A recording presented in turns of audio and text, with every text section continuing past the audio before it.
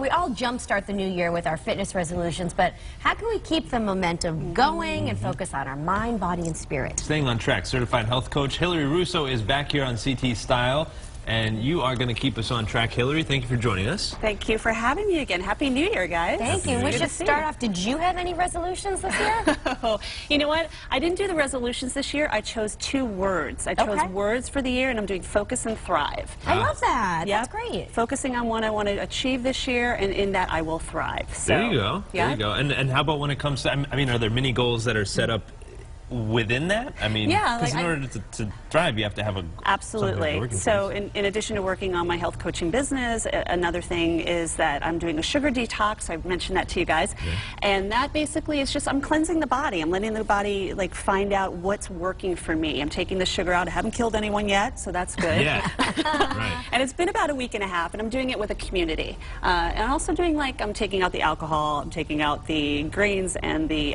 legumes, doing kind of a Whole30 plan as well. Wow, what are you eating? Air. Water. Water, air. So I'm just giving my body a chance to kind of cleanse and also see if there's anything that's really, maybe I'm allergic to or could be bothering me. Elimination diets are a good way to go about doing that. And there are so many diets out there. You got keto, you have what you just mentioned. So how do you, when you're determine what's right for you? Yeah, you know what? That's a really good question, because really it's all about bio-individuality. I mean, there's 125 different dietary theories out there. Not one is right, not one is wrong. Basically, you have to find what works for you. And for me, you know, it's not like, oh, I'll always sugar detox, or I'll always do a keto or a paleo. It's, I need to find out what works for my body, because it really is what it's about. And it does help to have community. That's a big plus, that if you have people behind you that are accountable with you and you can check in with, that helps. And that's basically what I've been doing with the sugar detox. Wow, that's great. And that could be online. That could be absolutely online. It could be through an app. Yes, and Meg actually mentioned that in her story a little earlier about the apps. The apps are so great because, like, what I use is I use a number of apps. Like with Daily Burn, I do Daily Burn 365. I'm on the live streaming fitness show that airs in New York, or that actually shoots in New York, and that's actually an app. There are plenty of apps out there for fitness, for mindfulness. I mean, if you just go to any app, you can just bring it up, and there's like Calm. That's one for Calm is one. That's one of my favorites. Yep. Or like one of my other favorites is Breathe, and that way you can put in like how you're feeling for the day. Yeah. And all you do is just keep bring track it of that stuff. Absolutely, keeping track is important.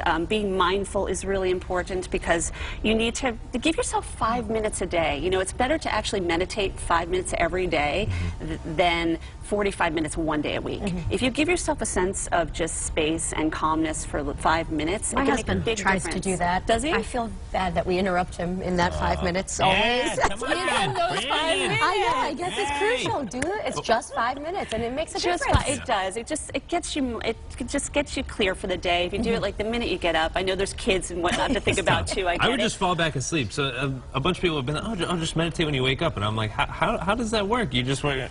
You know, and you get in that mind frame. If you can't do it in the first couple minutes of the day, if you have to get the kids ready for what they're doing, if you have to get ready for work or walk the dog, you know, you can even do it like those 5 minutes you're sitting in the car before you come to work. That's a good point. You know, just do it in the early part of the day. I tend to do it a couple times a day if I can. I do it on the subway. You do? Okay? I live in New York City. I put my headphones on. I can hear nothing. Out.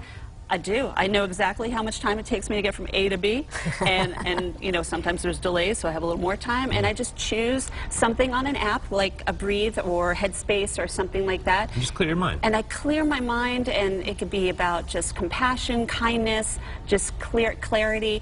5 minutes to 10 minutes. And you feel better?